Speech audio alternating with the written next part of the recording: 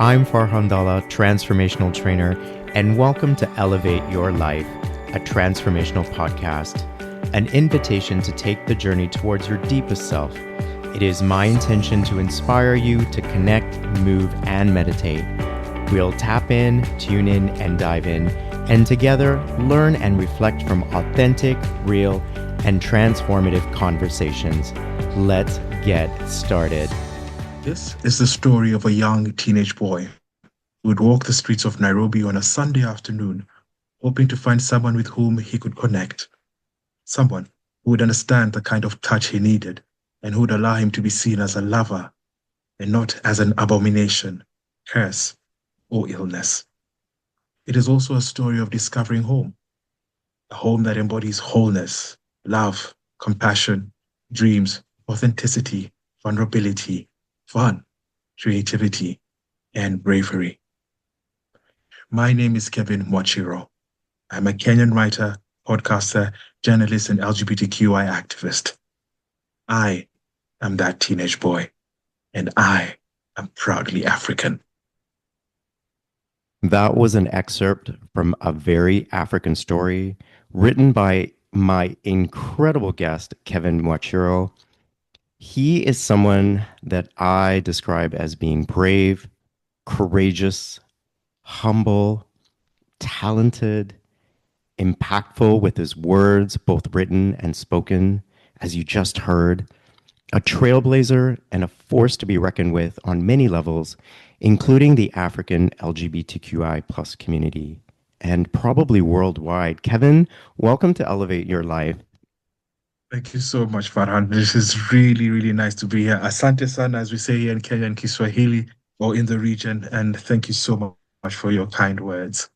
Oh, I meant every one of it. And I just want to briefly talk about how we met because it was just recently at the Rainbow Railroad event called the Freedom Party, which is a non-for-profit organization that helps at-risk LGBTQ plus people to get safety worldwide, which is a very, very important cause. It was my first time attending, and I went there with two intentions, not only to support the cause, but I was looking for a potential guest for my podcast. And literally within 10 minutes of being there, I heard about you, and somebody made sure that we were introduced. And I got to say, as soon as I met you, I could tell you had this incredible energy and this presence. I didn't know a lot about you at that time, but I knew that I wanted you on my show. I asked you right away, and you said yes, not knowing a lot about me, but I gave you a bit of background about, the season, being queer voices, and how I wanted to amplify the voice of the queer community,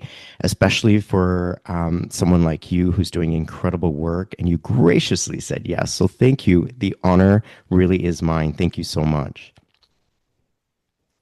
I didn't know it was your first time at the Freedom Party. Yes. It was my first time. Oh, And wow. yeah. How about for you? Have you attended that event before? It was my first time. No, it was a first for both. So, I'm a strong believer in the whole serendipity and the universe conspiring. I think this is one of those times that the universe absolutely conspired Well, to bring us together. And for me, it was easy to say yes. Like you also gave good energy for podcasts. I'm a strong believer in helping another podcaster or another human. But if you're a podcaster and I will help you. It's a no-brainer for me. The yeses come easy, and you're amplifying queer voices, and it was something I wanted to do. And thank you for doing this. oh, you're very welcome. And I also learned when we first met that you're from Kenya. Now, I'm from Tanzania. That's my country of birth. So we're practically neighbors.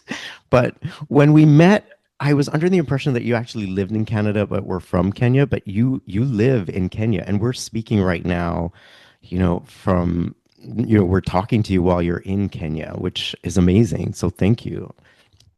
It's a pleasure. Like I said, it's a pleasure. And one East African to another. Exactly. Well, I want to wish you happy Pride Month. And you kicked off Pride Month in Toronto because the party was right at the beginning, kicking off Pride Month. We're at the tail end of Pride Month right now. But how was that experience for you kicking off Pride Month here? What did you do to honor Pride Month? Thank you very much. I'd come to Toronto to record a podcast episode for an organization called Journalists for Human Rights. And the name of the podcast, I will try and remember the name of the podcast. I should remember that, but it will come to me. And It's it's run by hosted the, by yeah, Lisa LaFlemme, right? yes, yes, someone whom I'd made for the first time. And there was also Tara Michelle Zunick, if I have said her name right. And the title of the podcast was called Queer Voices and Visibility in Hostile Times. And my background's in journalism. I'd met Doug Kerr from the Rainbow Network. We were friends, and he invited me on. And that was it. That was the reason why I was in Canada. And I kicked off Pride Month. That this was on the Tuesday of that week, of the Tuesday, the 3rd of June. But my Pride Month in Toronto kicked off on the previous day when we went for the flag raising ceremony at City Hall, if Hmm. that was it. And it was Yes. just really to now.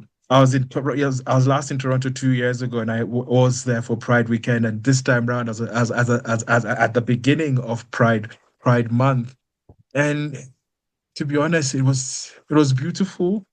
And sometimes I think the universe, sort of our queer ancestors, conspired to show me what freedom is like, Mm.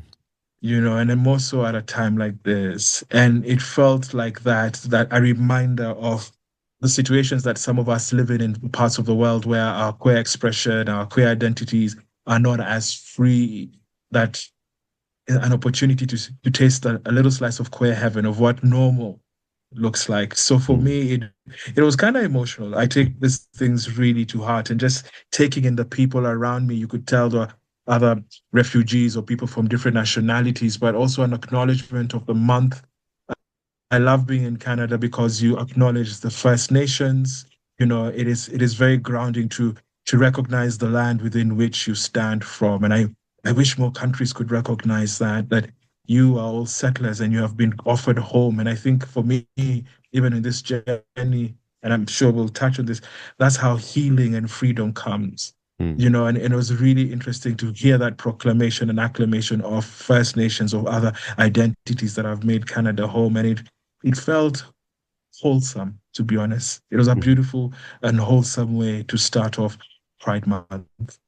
Yes, and you touched on the various different climates that LGBTQ plus community face around the world, and it can be very different from Canada. And one thing you say in that same post, excuse me, that you started off reading in, is that my Africa is a place of immense beauty, but it can also be dangerous for those who dare to be themselves. I chose to live my truth after being almost forced out of the closet in 2001 after I got kissing a guy. Kevin, for those that don't know, what are the laws regarding the LGBTQI in Kenya, and how did that impact your coming out?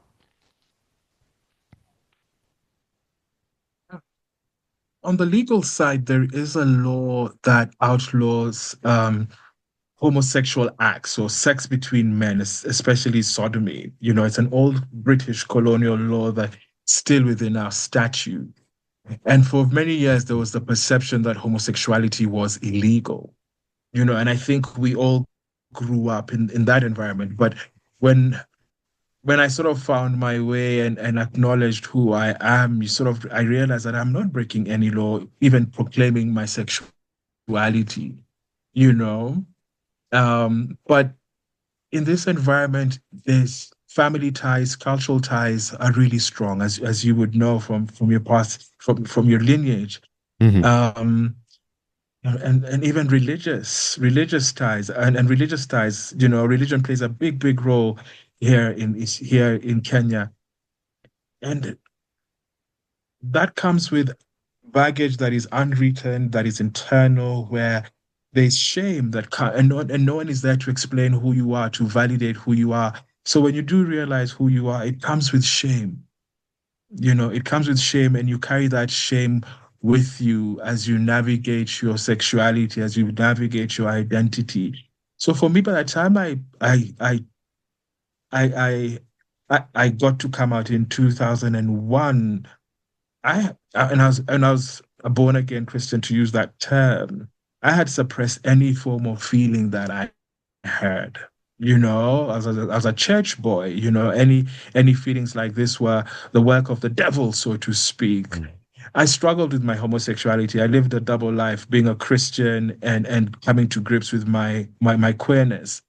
But one of the things I'm so proud of is that I never judged queer people because I envied them, even from the pulpit or from my Christian cocoon. I envied them because I'm like, that is who I am and that is the life I want to live, you know? And it was hard, to be honest, just growing up that way. It was hard, you know. There was a lot of self-hate. There was a lot of loneliness and sadness. And I look back at my teenage years to most of my 20s. I never used to smile, Farhan. I Mm. never used to smile because I thought my smile was too feminine.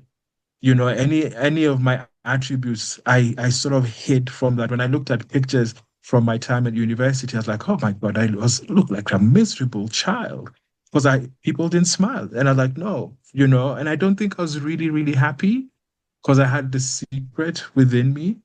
And then there's no one around you. To use a phrase, for the longest, I thought I was the only gay in the village. This thing that I had was a foreign thing, and it didn't help. Like I said earlier on, being in the church and navigating it that space that way with no one to hold your hand.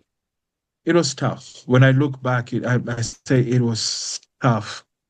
But when I was kind of when I got to terms with who I am, there was a freedom that my heart is normal. What I feel, and there's an acceptance of the normality. I'm like, no one's taught me this. These are feelings I've always had. I may not be able to exercise that freely or even tell other people, but the joy, I remember the joy it brought, that I'm like, I am as normal as my friends. And the fact that my heart could skip at seeing another gentleman, another guy. And it happened with another colleague who it was rumored to be gay. And I really liked him. And I just found myself feeling things that I had never felt before and wanting to offer service and kindness and affection to this other human being was liberating, And was how really old a were you at joyful this moment. point, if you don't mind me asking? Oh, I was a late bloomer, to be honest. I think I was Hmm. around 28. I was 28. 27, 28, you know, Did and you and know having any queer having people, like in high I knew school or? a few of them. Hmm. No, to be honest, no. I was in a boys' school, a private boys' school, and there was, if people were called, forgive me for using the word, there were derogatory terms that we use against boys who were effeminate or were seen in a kind of way, Hmm. so you wouldn't want to be associated with those individuals. And I remember there was like in my neighborhood, there's a guy who had a sachet when he used to walk, and I would be scared of him, and I used to feel sorry for him because I'm like that guy's, and people would say he was gay, but we didn't know. It's just that the way he walked, we assumed he was gay. And I'm like, I wouldn't want to be him, but he was himself. I look back and there's admiration. And I will admit that the first time I did act out my sexual feelings, I was 16. So when that happened, I suppressed that for until I was 28. I had the word asexual. I didn't quite understand what it was, and I thought that was me. My feelings were dead. In hindsight, I had just suppressed what I was feeling and Hmm. hid that from everybody, myself included. Right. And because that incident where you were caught kissing a guy, it didn't exactly, you said you were forced to come out. This whole experience didn't come out or turn out on your own terms. So what was that like?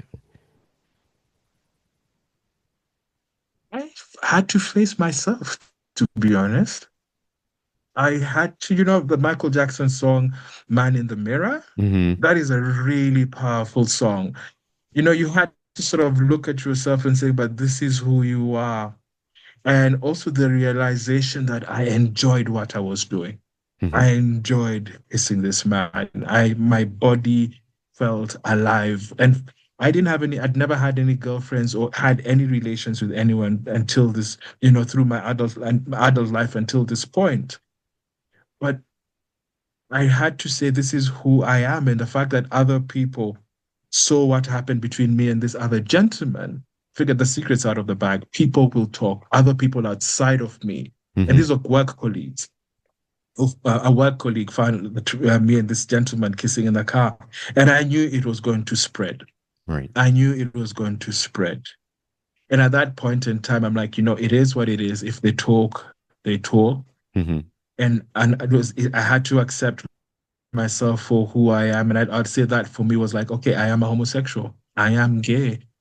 And this is who I am. But I'm a Christian. I don't know how I'm going to navigate that space, but I am gay. It was an admission of that. I always say that if possible, before you come out, it's important to find your tribe, know where your safe spaces are. In that moment, you didn't have that. So, were you able to find your safe spaces after you came out? And what do safe spaces in Kenya look like? To be honest, there were no safe spaces. I Mm. wanted to leave the country. I wanted to leave the country because I didn't know of other individuals like me. And there's this guy who I liked, but I'm like, I can't be with him because I'm a Christian. I am a gay. I recognize that, but I didn't even want to explore the fact that there might be safe spaces within Nairobi because I still had that baggage of Christianity that I would be sinning. So I didn't, to be honest, from then on, I just really wanted to leave Kenya. I Mm. didn't want to be in Kenya because it was getting hard. So I didn't look for safe spaces. My safety was going to be found outside of Kenya, outside of these individuals who I had feelings for. I figured if I go, I went to for a period in Uganda and I figured maybe the feelings will go away while I'm in Uganda. Eventually ended up in the UK for my master's, and this was around 2002 only in hindsight to realize I moved from the fire into the frying pan, Hmm. and that is where I think the church at one time was a safe space and I came out clean to those who knew within the church. But also the safe space started being my friends who just loved on me the way I was. And these friends were queer or were allies. And we would go to the nightclub and just seeing myself being in that environment of queerness and was safety to some point, but it also made me live a very shadowy life at that time. Hmm. So those safe spaces, I think, only became apparent when I came out to myself and actively started seeking out community and declaring to the world that I am a gay person. And that only happened when I came back to Kenya in 2006 and actively seeking out members of the community, actively creating a profile for myself. There was a website called Gaydar, and then logging onto Gaydar and saying, I'm going to identify with this folk. And then realizing in Nairobi, there were 300 profiles. I'm like, wow, so I'm not alone you know, and then Hmm. going to there's a gay friendly pub in an area called Westlands called Gypsies that I'd heard of many years before, and I was too scared to go to, and making a concerted effort of going to Gypsies, and then realizing meeting other people there, and then getting invited to that time the movement was very nascent. Not nascent was very novice and just being invited to meetings and showing up, and I think that's how I found myself as an activist, an accidental activist, because I found safe spaces with other Kenyans who are living in Kenya who are queer. Forgive me if I get emotional along the way, because Farhan, it was my queerness had only existed through white eyes, through the Right. British eyes. It had never existed through African eyes. That Kenya, to some extent, and finding my expression as a queer man in Kenya was my safe space. I've never thought about it, but just in the one place that you figure you can't be, it's the Mm. one place that I could be. Mm. That's when my safe space came many years on at the grand old age of 33. Yeah. Yeah. I think many who are listening can relate to your journey. Um, and you say early on in this conversation that you always knew that you were attracted to other guys and you acted on those feelings when you were 16. And in your post that you just beautifully wrote, and if I can quote another quote from it again, is that that moment of freedom and pleasure was immediately followed by shame and guilt and hiding for over a decade. It was a struggle with self-hate, masturbation, and low self-esteem. Post 2001, I was forced to look at myself in the mirror and finally admit that I was gay. Kevin, how did you transition from the shame and the guilt to what you describe as the joy and liberation for saying the words, I'm gay? Because I think a lot of people would be interested in learning about getting to that place who may think, I'll never get there. It's impossible for whatever reason.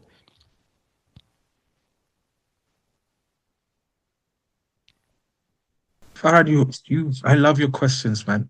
Be honest, you are forcing me to. You're not forcing me. You're making me go deep and to reflect on my own journey.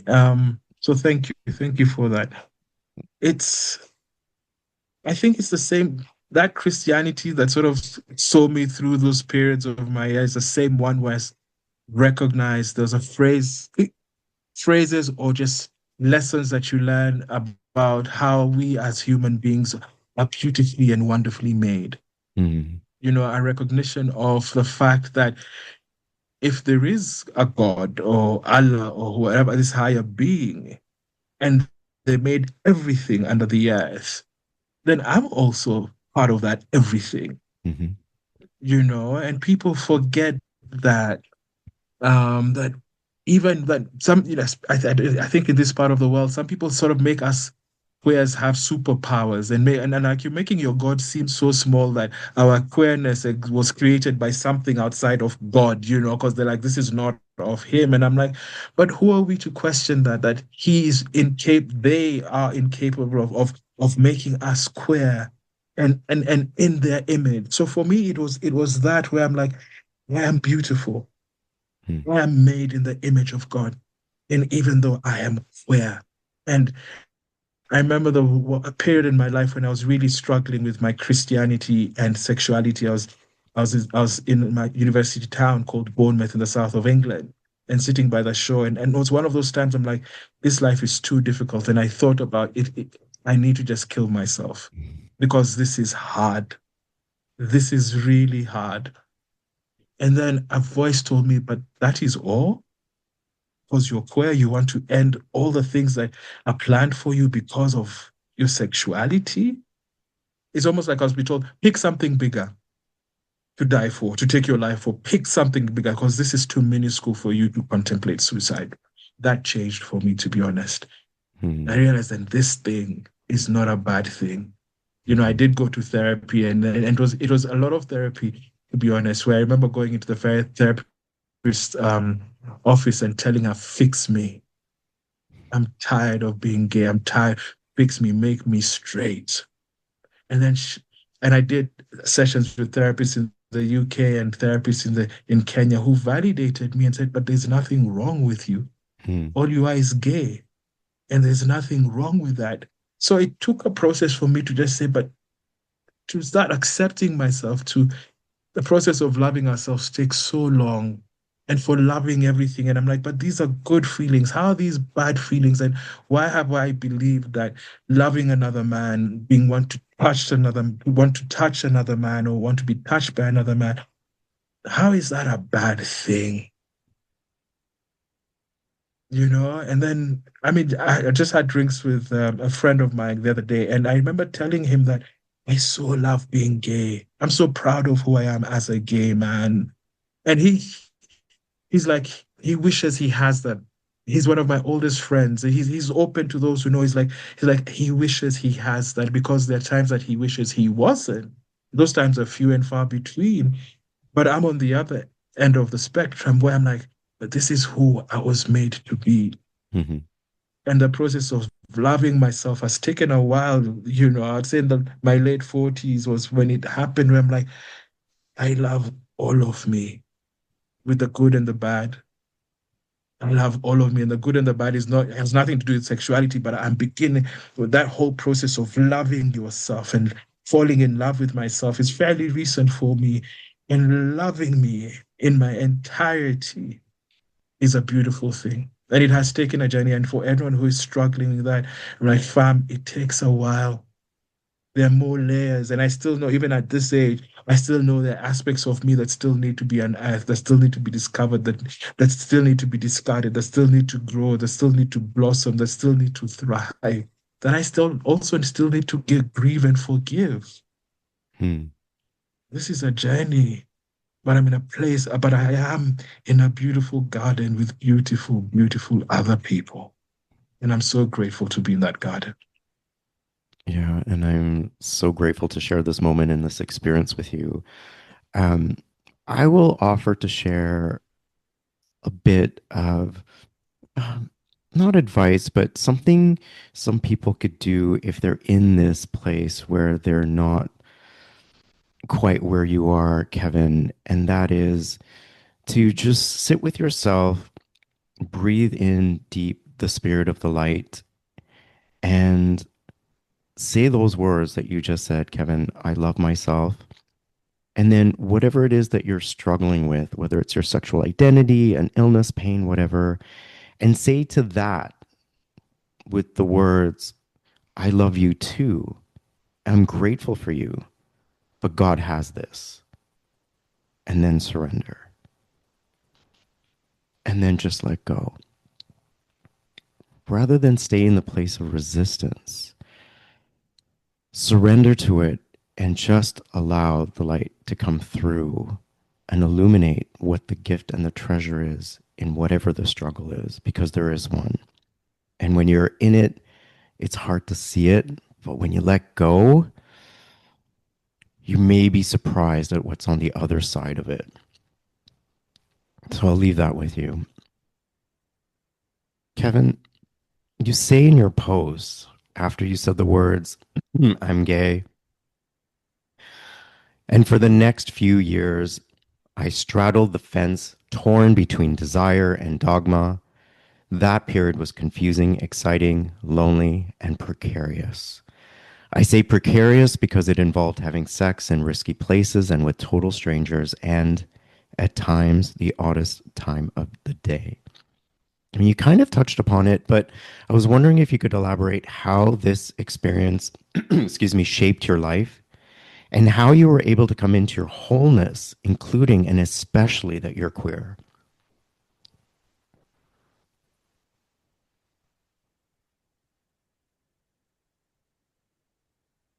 Period, just hearing you say those words is and that young Kevin was brave, sometimes foolhardy, you know, Mm-hmm. but also just it makes me it's made me empathetic to people who are in that situation because I was there, operating in shadows and in secret. So that when I do hear of people who like down low brothers or people who are still in the closet and take on risky encounters, it's made me less judgmental, and I'm like, just Mm-hmm. be safe. Fortunately now there are places that people can convene, but that is all internal. That's the thing someone needs to tell themselves. It's made me less judgmental because I'm like, I know what it is like to have fear and love and lust all in the body at the same time. Mm-hmm. To lose your bonkers. You're like, I want this thing so bad that I'm just gonna take risks. Sometimes very uncalculated risks. You know, for me, I think yeah, it's offered grace for anyone who's in that situation. I'm like, I wish you could get out of. So it's made me a more graceful person. You know, which is why for me, I think I'm beginning to share. I'm not ashamed about sharing that I had sex in risky places because there are people who I know will come across my posts and are going through the exact same thing. Mm-hmm. And if you want it so bad, you could stop work, or leave your house and go to a place that you never find yourself in, because it's like, they say forbidden fruit is the sweetest, you know? And sometimes we are human beings. We are men, and we are human beings rather, not just men. But we are individuals where our body takes the better of us. We think with our, as men, we think with our other head, and that takes over us. And I was there. I was there. So for me, it's yeah, like I said, it's made me more gracious, empathetic, less judgmental, and just makes my work a lot more important and makes my storytelling a lot more important in sharing my authenticity and not being ashamed of saying, yes, I had sex. I will admit here, I used to cottage a lot. I used to go cruising a lot, because those were the spaces. I mean, if anyone doesn't know what cottaging is, it was having sex in toilets, in public toilets, That's called or cruising cottaging. in Okay. forests.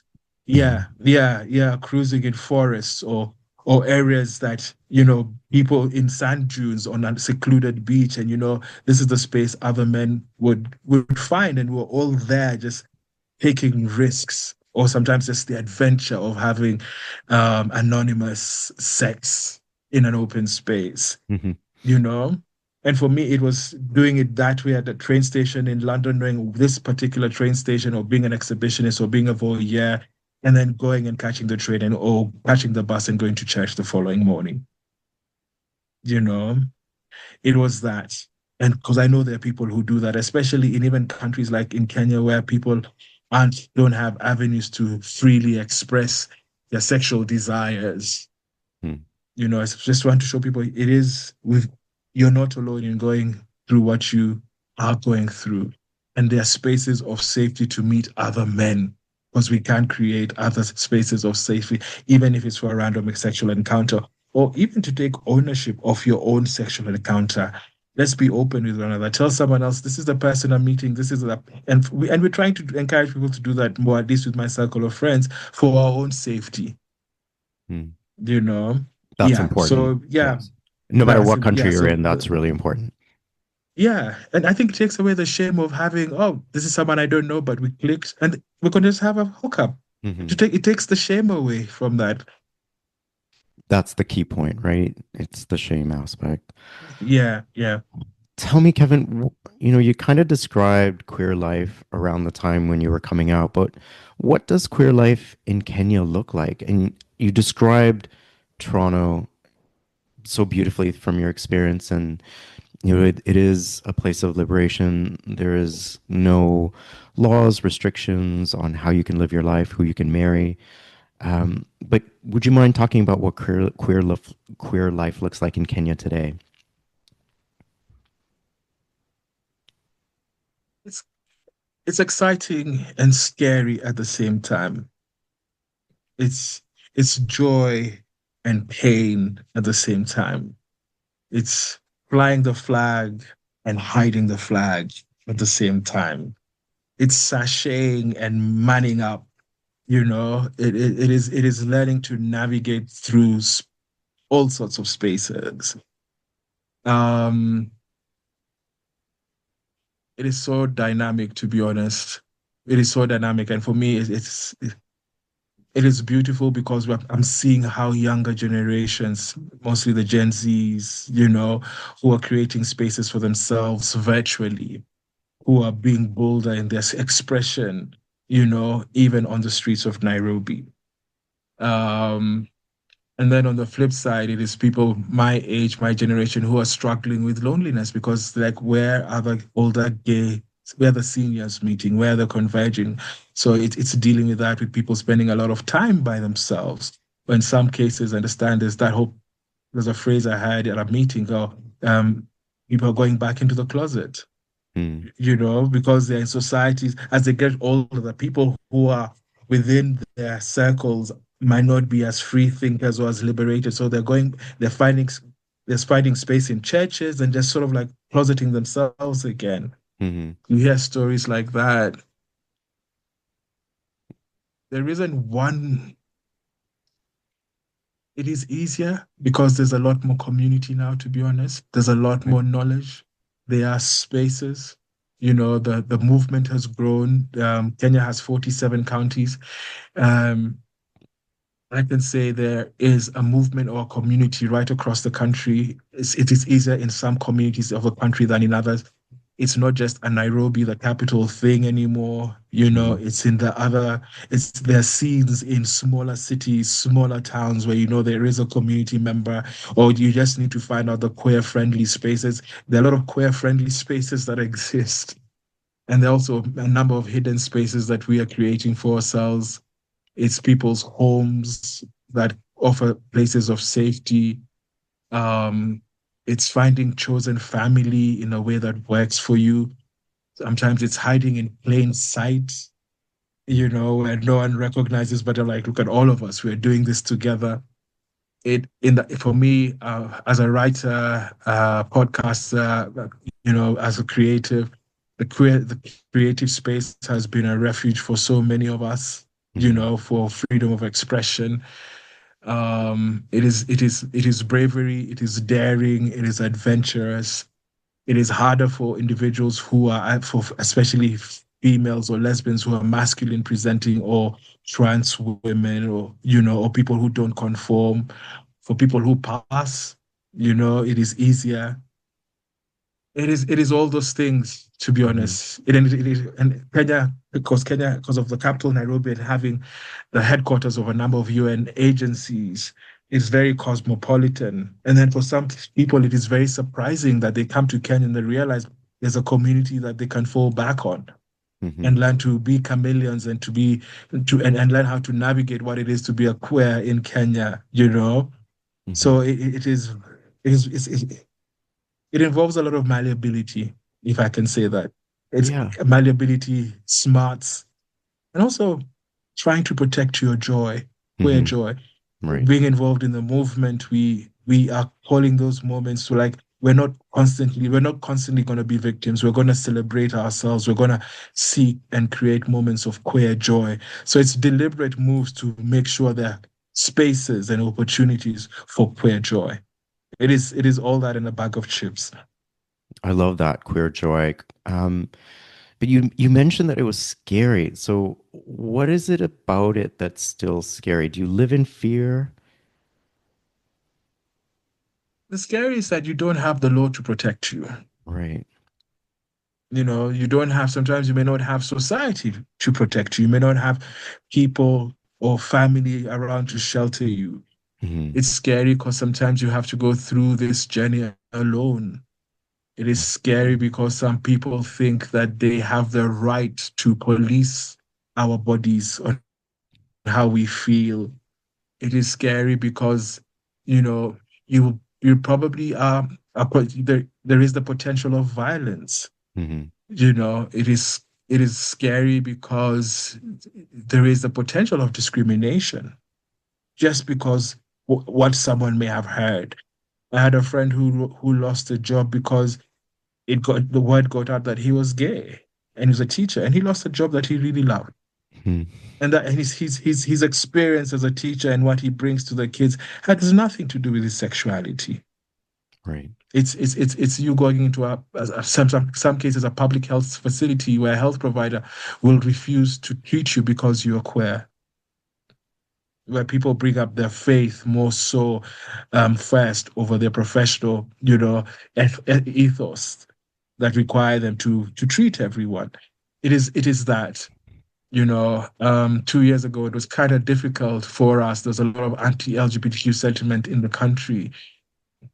It was me being living in a small town. Like, can I safely go into the market? And it was the first time in my life I felt scared for myself, and I felt unsafe. Can I navigate spaces that I prior to this period in 2020? So prior to this period in 2023, forgive me, I would have walked in comfortably, and I had to rethink, how am I presenting myself Hmm. to now where I'm like, you know what? If I write a piece in the papers, I am I am Kevin Mwachiro. I'm openly gay. Hmm. I think it is. I There are moments of that, but I keep on telling people, once you overcome the fear, freedom comes trotting by so quickly, Thank you for and sharing there's a that. power in that. Yes. Oh, I so appreciate you. Um, and it reminds me again that we're not free until we're all free.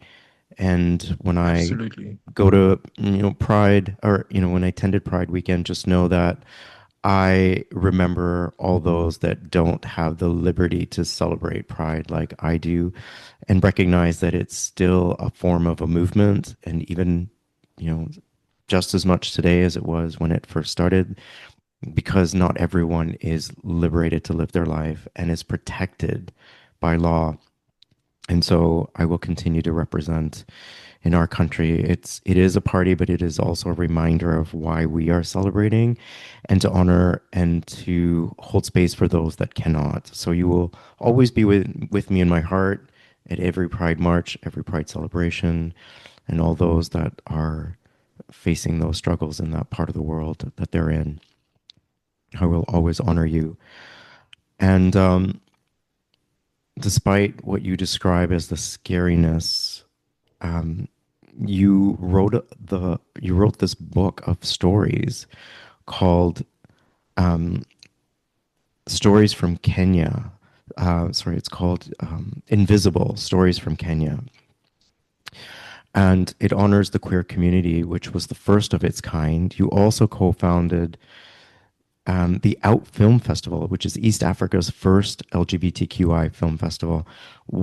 These are huge steps, Kevin. So, this is why I introduced you as a trailblazer. Why was this important to you? And how did you manage to accomplish all this given the environment that you're in? Thank you very much for that, Farhan. I think for me, it was once you overcome the fear,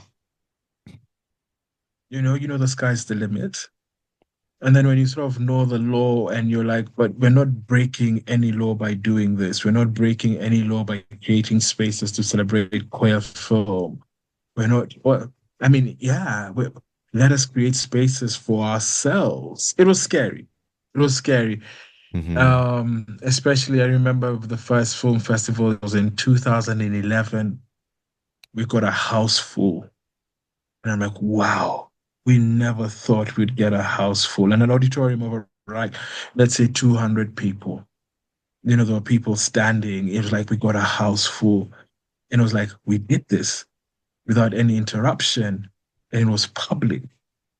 Let's do it again. You do it once, you're like, let's do it again. Hmm. You know? And then the opportunity to write the book came from that. I think for me, it was that point where, I think for me, rather, it was a point where I'm like, I'm not breaking any law. I'm not breaking any law. And at that, and I think the excitement of just doing that or creating something new or birthing something Hmm. was a lot more rewarding than the fear. And I think for me, when I remember being in 2011, introducing the Out Film Festival publicly to everyone in the auditorium, it hit me. I'm like, oh my God, this is the first time I'm saying this publicly. Okay, the cat's out of the bag. Let's move. Let's move. Let the show begin. Enjoy. It was like it was a quick transition for me. Hmm. And when the book came out, it was covered by the press extensively. I was on page three of the largest selling newspaper country. And you're like, the thing that drives me and being in that position was like, I know I'm not doing anything wrong. And I know I'm not doing this for myself. It is for others to see themselves, to hear themselves. I am not doing this on my own. Hmm. I'm not doing this for me. That was it. And I'm like, the feedback, the validation, the affirmation that you get from other people is a huge reward. It just affirms everything that I'm doing. Like I said, it drives out the fear. And you're like, and it's still like that today. It brings me so much joy creating spaces for queer folk who create platforms like this and what you're doing. It's just that so that other people know that there is a family out there, that you aren't alone. And I remember in 2007, Kenya hosted the World Social Forum. It's a huge global meeting for activists. And we hosted that for the first time, and we were given a tent. It was called the Q Spot, and there was coverage by the local media. And I remember someone coming from a tiny little town and he said, I saw this on TV and I wanted to see other people like me. That drives me. Said that that young man, I said that that young man was able to find community. And like I said, when I was growing up, I thought I was the only gay in the village. Hmm. You know, for me, it is important to make sure that other members of our family, our chosen family, wherever that they are, is Kenya specific, Africa specific, or of African or, global South heritage, that they are not alone, that they are not alone. There is family, and there are many of us who have trodden this path before. And you've opened the doors for so many people. I commend Thank you. you. I am in awe of you. Um, and you worked, as you said, as a journalist for the BBC. Did you cover any stories about the LGBTQI plus community that impacted your activism when you went back to Kenya? Yes, yes. That period, 2007, my colleague and I were assigned to cover the World Social Forum. And it was for the first time that when I did that piece, it was a radio piece. When I did it, the producers in London were really happy that there was a nuanced approach at looking at queerness coming out of the region, because they were like everything is bad news. And I realized that is the power and the opportunity that had been given. I'd been given that platform, a huge continental platform, to talk about LGBTQ stories, and that I think for me was my beginning of my activism, where I realized I'm in the media, I am my name is in the spotlight, and this is a tool that I can use to change the narrative, to illuminate the lives of LGBTQ people within Kenya, within the region. And I wanted to cover, and what had happened previously, the stories did not dignify our persons. Local media would, if it was an issue of homosexuality, they'd go and look for male sex workers. And we're like, but that's not me. It was effeminate male sex workers, and that was them, the picture of homosexuality. I'm like, but that's not me. Hmm. Excuse me. Um, and I wanted to provide an opportunity for people to look at us differently. And I wanted a platform for the movement to be heard. And it Hmm. was not just in English, but also creating an opportunity with the Kiswahili service, which was running out of Nairobi as well. If they needed to talk about LGBTQ issues, I'm like, I can get you someone to come and speak about this from the community. So I'm glad I opened opportunities for members of the community to be heard in Kiswahili and in English. It wasn't me, but there was a platform for activists from the community to be heard. So I'm really grateful that I got that. What a story I covered the first time the anti-homosexuality law was in Uganda. This was in 2011, when the Anti-Homosexuality Act was first um, enacted. I covered a story for one of the programs in London in Uganda. It was a difficult but also very rewarding story to do, because I mean the people I was interviewing didn't know about me. One of the detractors, or one of the people who was spearheading the campaign, I remember interviewing them, and I remember asking him, "What would you do if you ever came across a homosexual?" He's like, "Oh, I would punch them, I'd beat them." And in my head, I'm like, "The joke's on you, because the person sitting right is a homosexual." And I'm like, "Fam, you don't know how we look." And then on the flip side, going to a high density informal settlement, meeting a community living in a shack and celebrating their queerness as Ugandans, in spite of the shadow of this law. It brought me such joy. And then meeting them at this gay friendly place later on, they're like, "Oh, you're one of us." I'm like, "Yes, I had to work, but I knew this was where I was going to be, just to show you I am with you. And Hmm. I am your tool. I am your web. Not, I am your tool. I am a platform that is going to make sure that the coverage, at least from the BBC, or on issues covering LGBTQ matters, will be fair, will be Hmm. just, and will be with dignity." I'm really proud that I was able to do that. I'm really grateful for that opportunity. And I'm still doing that with all the various pieces of work that I'm doing. Just make sure that we are covered with fairness, with justice, with dignity and respect. Hmm. Amazing. Kevin, you describe yourself as a custodian of people's stories, and you are an incredible storyteller, whether it's in written form or in audio. It's another thing that we have in common in that we both love storytelling. And I've listened to your podcast titled Nipe, and I was wondering if you could talk a little bit about what does Nipe mean, and where does your love for storytelling come from? Yes, thank you for that once again. The podcast is called Nipe Story. It started, I think, in December 2017. And my love for storytelling, especially oral storytelling, started when I was a child. There used to be, back then, there was, before the internet, before FM radio stations, there was the state broadcaster, I think it was called VOK or KBC back then. And they had a kids program called Story Time. It used to come on twice a week. And I used to listen to story time sometimes in my dad's car, because there was no access to, I mean, people were in the house and there was no radio, and I wanted to listen to this in private. And her name Mhm. was Mami Nosi. And I remember listening to Mami Nosi, and I loved the way she would tell her stories and transform us to take us to different parts of the continent or the country with her storytelling. I fell in love with radio at a very early age. I used to sit, I had a radio, those boom boxes. I had one in my room. And I used to remember tuning into shortwave and traveling the world by listening to Radio China, VOA, Voice of America, the BBC, German. I just loved hearing just different voices through radio. And then stumbling across, ladding, I ended up working with the BBC.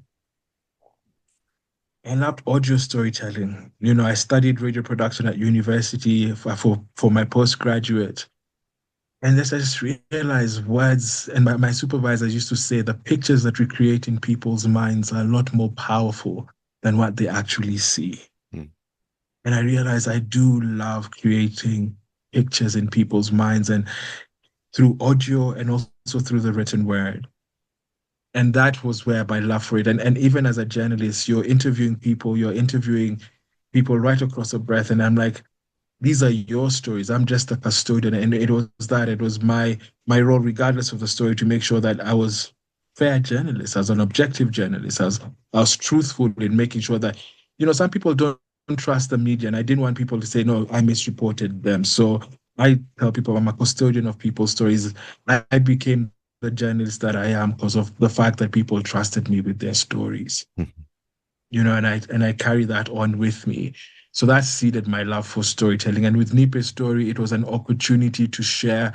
I love African literature, and I love, like you, the spoken word, and I love audio editing. And this was an opportunity for all of that to come into one mixing bowl, so to Mhm. speak.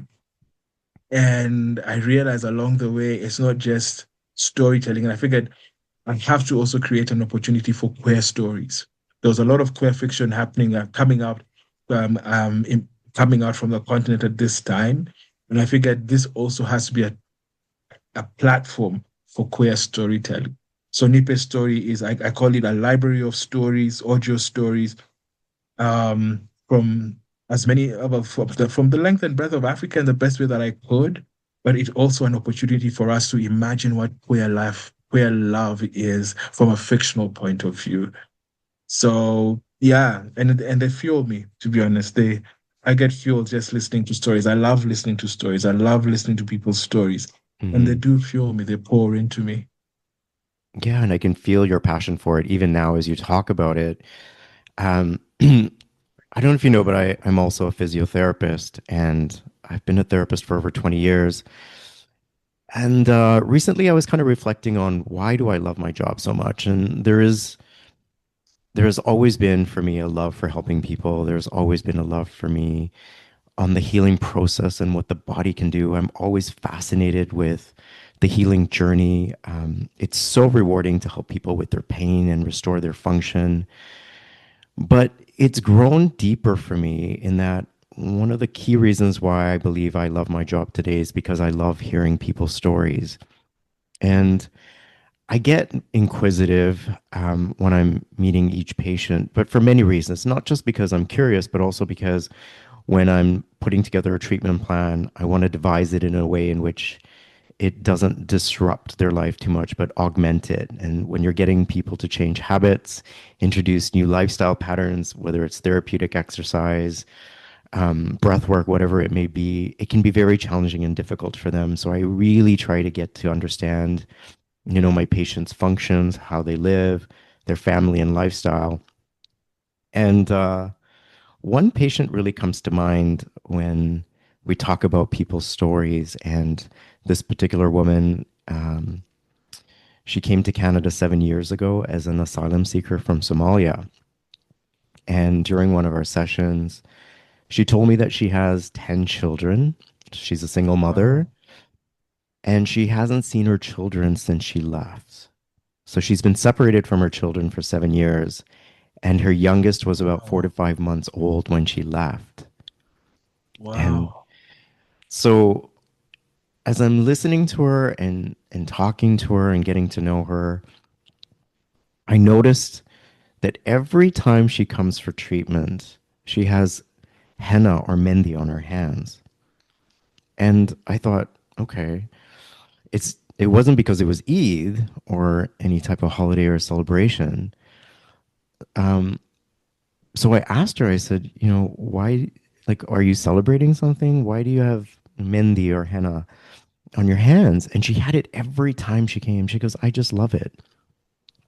And I thought, wow, you know, I couldn't stop thinking about her story and this mendi. And I thought, even in the situation that she's in, the separation from her family and her children, she's found a way to express and see beauty through the art Mhm. of putting Mendi on her hand. And that was maybe, a relief from the pain of separation. I don't know.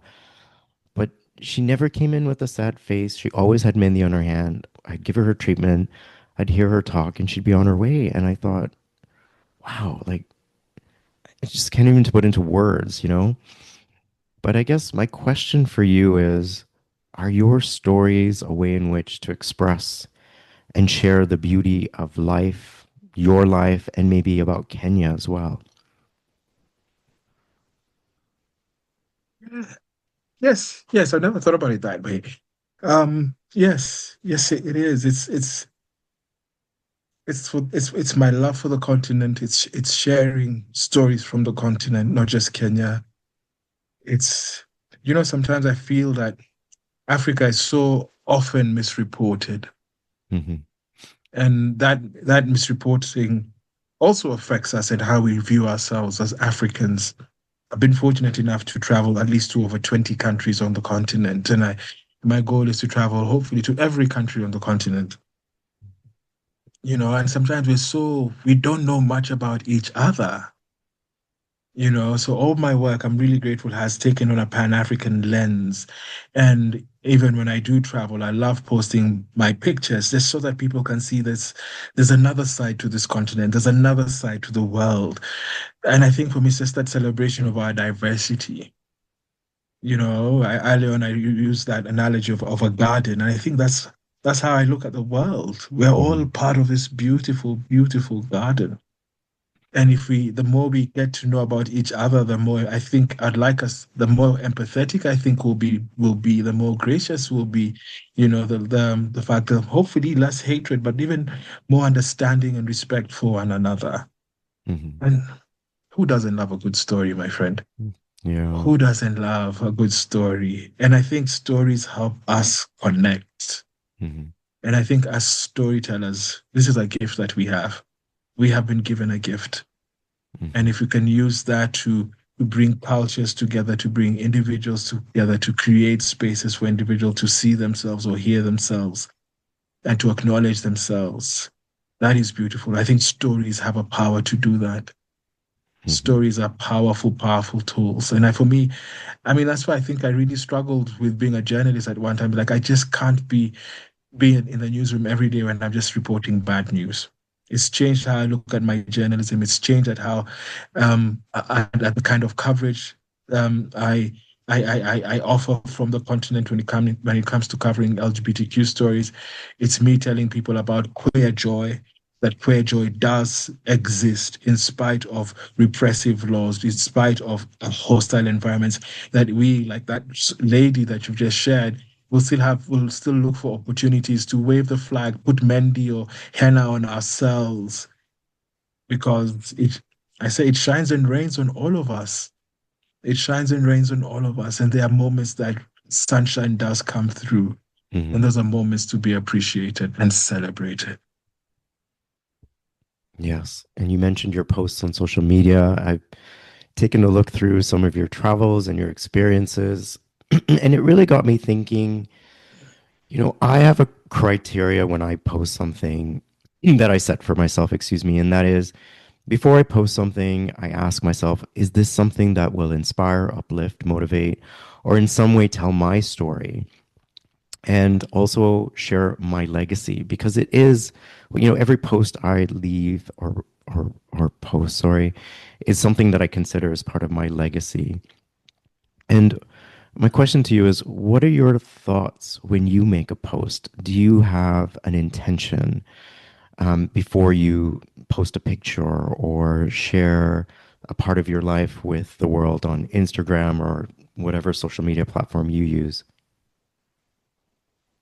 Um, I mean, pretty much very similar to what you said. For me, it's also that fact that I'm still here. Hmm. I'm living life.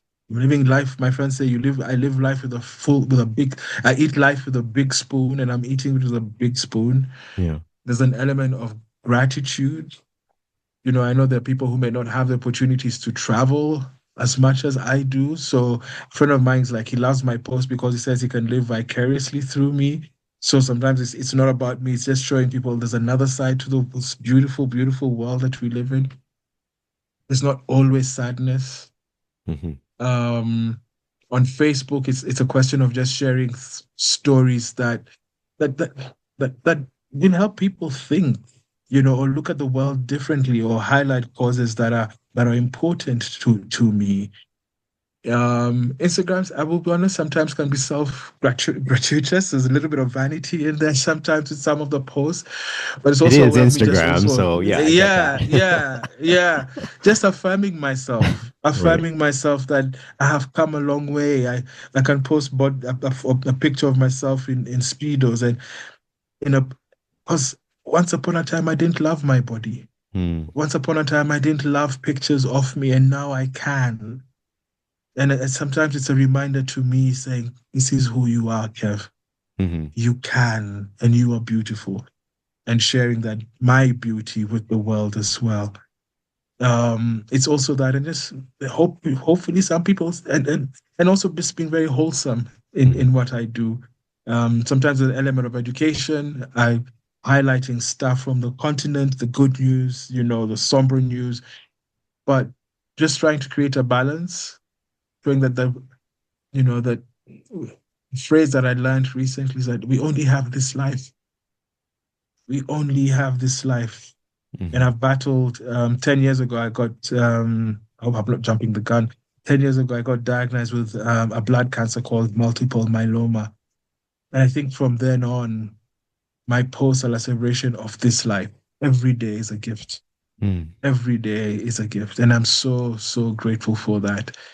And I'm going to live this life. I'm going to live this gift that I've been given to. And sometimes that does come across in my posts. I like that to come across through my posts. Mm. Well, Kevin, thank you for sharing that. And that is a journey I can somewhat understand and relate to. Is that my father had multiple myeloma as well, and Oh, so we will all keep you in our prayers on a daily basis, and may you continue to thrive in your life always, and live the life that you're living with such incredible purpose and integrity. We both are in our 50s now, and I was wondering, how has your view and perspective of living a queer life changed since you first came out? That's a really good question. Man. Because I feel it's something that ever evolves, right? It does, yeah, it does. It Yeah. does evolve, and the evolution of the queer person I am now. I love this person. I love the fact that I've made peace with my feminine, and I tell people my masculine and feminine sit so comfortably side by side now, and I honor that side to me. Mm. I love the freedom that it gives me. Um, a friend of mine who came out also late in life is like he doesn't have to keep track of the lies once he came out, and it's that you don't have to. There's no more lying. This is me. This is the full package, and I'm really grateful for that. And that this thing that we have is beautiful, man. Hmm. This thing that we have is beautiful, and I am enough. That's a phrase that I use as well. I am enough. I am enough. I'm more than enough. You are more than enough. And Yeah, and that's what I I was just gonna and I say. know yeah, and I have people. I mean, the fact that you and I met just over a week ago, and now we're here sharing aspects of each other's lives, Hmm. is the fact that I keep on saying our queer ancestors are telling us we've got you. You guys have got this, and this family here in Toronto, in Delhi, in Kuala Lumpur, in Berlin, in South America, and in Quito, in Ecuador, that we are family. Our queerness is beautiful and is diverse and is part and parcel of every day. Hmm. That we are enough. That we are beautiful. But like you said, our work is not done until we are all free. That's right. Our work is not, and always to remember that, and even if it's just one person, to make sure that they are able to love themselves, accept themselves a little bit more, it makes this journey all the more worth it. And my representation being openly gay as a Kenyan man is that to show people it is possible, that you are not alone. I still remember that boy who thought he was alone, the younger me who thought he was the only gay in the village. Show people that there are so many of us living our lives in the best way that we can, and Mhm. that they have the power to do that as well. Mm. I love that. Kevin, we are near the end of Pride Month now, and I was wondering, what does pride mean to you today?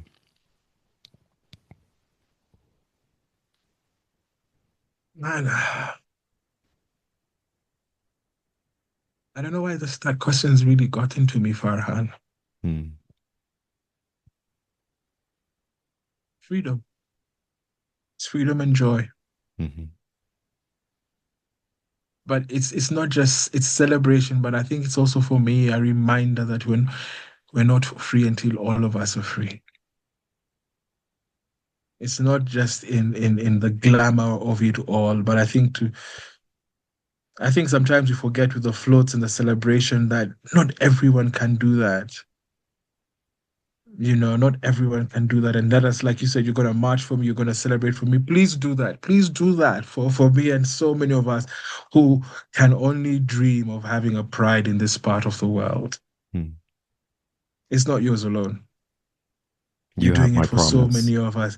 You're doing it for so many of us who don't have that liberty. For that person in Afghanistan who's struggling to find themselves or find community or make peace. For that person, for me, it's that element. We should remember queer folk in Gaza, and they are also part of this. We should remember queer folk in Ukraine. We should remember queer folk in Afghanistan, or queer folk in Saudi Arabia, countries that I would say are a lot more restrictive than Kenya. Mm. Queer folk who in Chad, or places that they can't find self-expression, or even going onto the internet is done in secret to find themselves. This is for them. This is for them. We fly the flag for them. And here on the continent, because especially in Southern Africa, summer is closer towards November, December, January. So the southern summer. They also have pride festivities. And I think there's also that this pride is also just us finding local context within which to fly. our flag and celebrate each other. This is global Western Pride, but the Southern Hemisphere Pride will be a different month. It is still a protest. It is still it is a protest. It is still a celebration. Hmm. It's also remembrance for others who can't.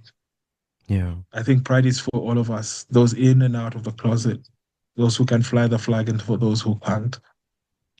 Pride is a memory that we are not yet home free, man. Hmm. Not yet, but we're gonna celebrate what we have now. Exactly. And, even in my country of birth, Tanzania, homosexuality is criminal still. And it makes me wonder what life could have been like if we didn't migrate to Canada. I wouldn't be able to live the life that I'm living now. And I don't take that for granted. I don't. What is your hope for the queer community in Kenya? That we'll be able to celebrate pride freely one day. There'll be Pride Nairobi, Pride Mombasa, Pride Kisumu, Pride Moyale, Pride, that we will be accorded the same rights without discrimination like any other Kenyan. That we will be, and that's all rights, all rights. Mm-hmm. That in us finding ourselves, that maybe we will help Kenya and East Africa, other East Africans also find themselves. Because I know we struggle with national identity, but in us accepting ourselves, other people will be able to say, let us have a conversation about who we are as a country and what does it mean to be Kenyan. Mm-hmm. I hope that in finding ourselves, I hope other people will also find home in themselves. And you will continue to lead the way. I have no doubt. I think one of the biggest messages that I've heard today as a source of inspiration is that no one can take away your queer joy and that there is queer joy. And I really appreciate that. So I hope that people that are listening to that will hold on to that and find their queer joy. Absolutely. Absolutely. Thank you so much, man. Thank you so, so much. The pleasure is mine, my dear new friend Kevin in Kenya. I could talk to you for hours. I've enjoyed this conversation immensely. Please come back and talk to me again. It would be such an honor to have more, you know, conversation to learn about you, your work.